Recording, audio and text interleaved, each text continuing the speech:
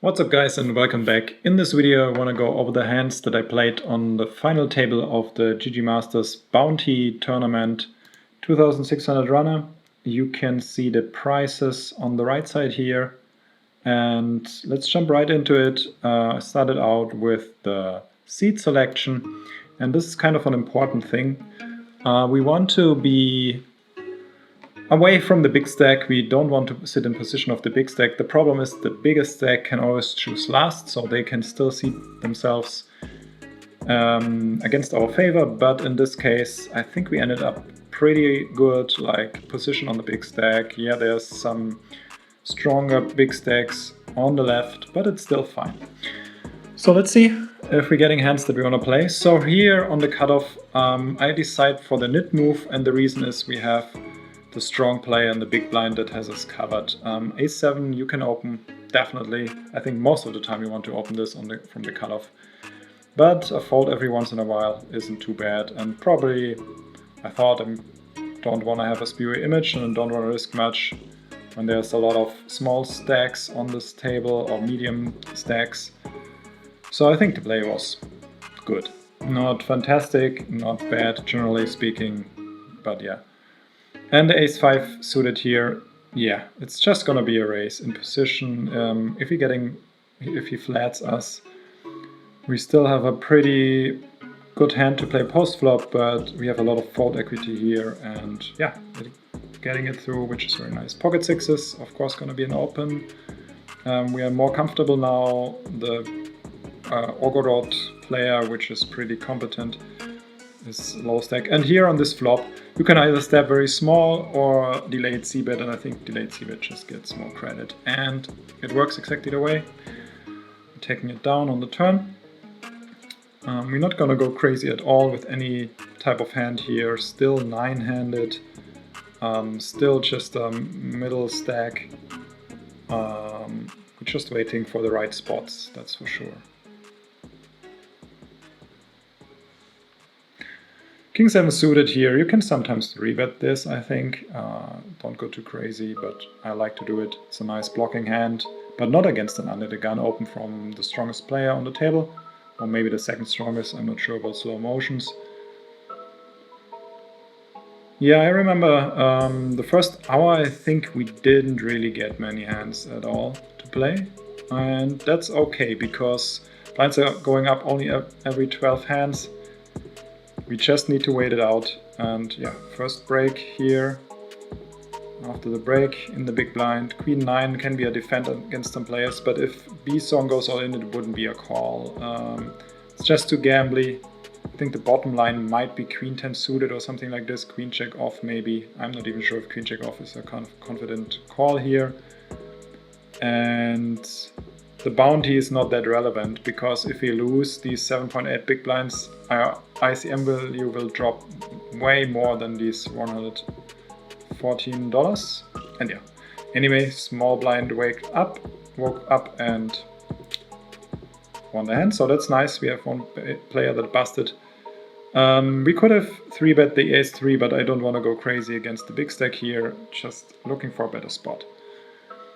It's nice to see an ICM value of 4th place when there's still 8 players left. I think it's always important to keep that in mind. You don't want to go crazy in dicey spots, so just bluff off your stack for no reason. We've been very tight so far, so our ace-queen off open seems to get a lot of credit, and we just get it through, taking the blinds. It's not the worst result, you shouldn't be unhappy. Ace-queen is not a super premium, especially from under the gun. And you really don't want to flip with this hand. I mean, it's okay, but you're fine. You should be fine just taking down the blinds. Queen 10 off would be an open from the button. You could also limp sometimes. But with a 2.9x, that's like a bet that shows to me he's kind of committed unless some crazy things happening. And we are usually behind that opening range. So I'm just folding it. King 8, also, if he would be the big stack, yeah, I would open maybe from this position, but just a very bad hand. And we lose another player, pretty happy about it. Price is going up now, 7 left, so the next bump is already $200. This one, the big blind, definitely a defend, and we're flopping the world kind of. The only problem here is it's a very vulnerable hand on this board, in my opinion, so I went for a big raise. Maybe you can go a little bit smaller and just get it in here. But you don't want to encourage, like... Yeah, actually, I think it's just fine. You can go a little bit smaller.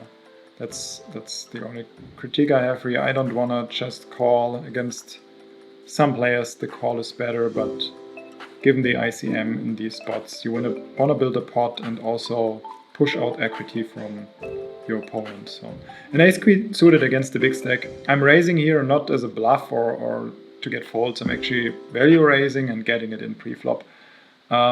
Yeah, sometimes you have the cooler here and then you bust out 7th when you might ladder up 2-3 more steps, but this is a very strong hand in this spot and we want to give us the maximum chance to make as much chips as possible. Sorry, it seems like it's a little bit slow here, but okay, we're back. Just checking what's dragging so much. So we have a 10-8 defend here. Obviously the flop should be a call here, I think, especially with the backdoor flush and backdoor straight blockers, but on the turn we just have to give up.